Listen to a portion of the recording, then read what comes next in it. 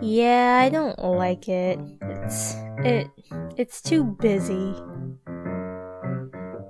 Yeah, we're just gonna take that away. Anyways, here's an odd question. Do you find yourself drawn to certain types of utensils? I know I do, so let's talk about that. Like whenever I go grab a spoon, I always grab the smaller spoon, not the bigger spoon, but the smaller spoon, and it has to have a certain pattern on it. Or whenever I go grab a fork, it's usually a specific fork.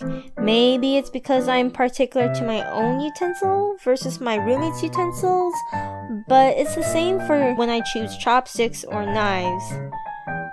The other day, my friends and I were talking about our favorite utensils, and oddly enough, this is actually a subject that comes up a lot in my conversations because I am quite passionate about my utensils, apparently. But I am torn between spoons and chopsticks. If you asked me what my favorite utensil was, like maybe a year ago or maybe even a month ago, I would have hands down said spoons. I admit my favorite type of food is soups because they require the least amount of jaw action and cleanup, and it's really hard to mess up. And that, among other reasons, is why I like spoons. They can be used as spatulas depending on how big your spoon is. They could be used as knives if you use the edge of your spoon to cut stuff. Furthermore, they can pick up liquid. It's basically a shovel for your mouth. Chopsticks, on the other hand, I am telling you, Asians know what's up. Their minimalistic design allows versatility. You can use it like a fork and stab things if you want to be uncivilized. Smart people would use it to break things apart like scissors, and chopsticks can also be used as shovels for your mouth. You just put them together and shovel the food into your mouth. If you want to be more dainty and more civilized, you pick things up one at a time. And it's good for like portion control as well because you eat slower or you eat faster if you're shoveling it in your mouth. And the reason why I am torn is because I saw this image of someone eating chips with chopsticks circulating the internet, and as someone who doesn't like to get their hands dirty, it blew my mind. Game changer right there. Finger licking good? Nah, man. I've ascended.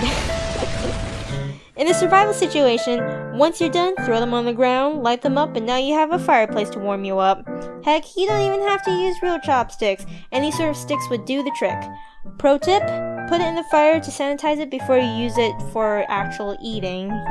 Forks, on the other hand, you can only use it to poke at stuff. You might be able to use it to cut things, but it mostly is made for poking. I can see the appeal, but it falls short on carrying out various multiple tasks. You know what the most useless utensil is though? You guessed it, sporks. Utterly useless. Y'all saw it coming. The prongs are too shallow to pick anything up. The spoon part has prongs in them, so the liquid just ends up falling through. Put the edge of the knife onto your mouth, you'll end up cutting your mouth. Put the edge of the knife on the end of a spork, you'll end up cutting your hand. If it doesn't cut, its function as a knife is not that useful. I mean, I see what the creators of sporks are trying to do here, but if it doesn't allow the user to complete their task, it's not really a good design.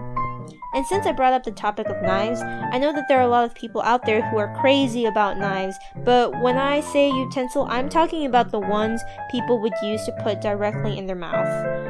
Knives? I'll save that for another video.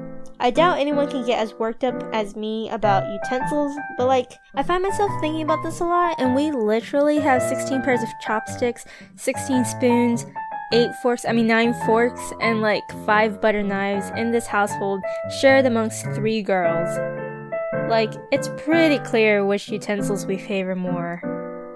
Anyways, did I convince you that spoons and chopsticks are the best utensils out there? If not, let me know in the comments below what your favorite utensil is and why it's your favorite utensil. And yeah, thanks for listening. Bye! Oh, by the way, classes start tomorrow, so I don't know how consistent I'll be in posting, but the goal is every 3 weeks. But if I can't, hopefully each video should be worth the wait.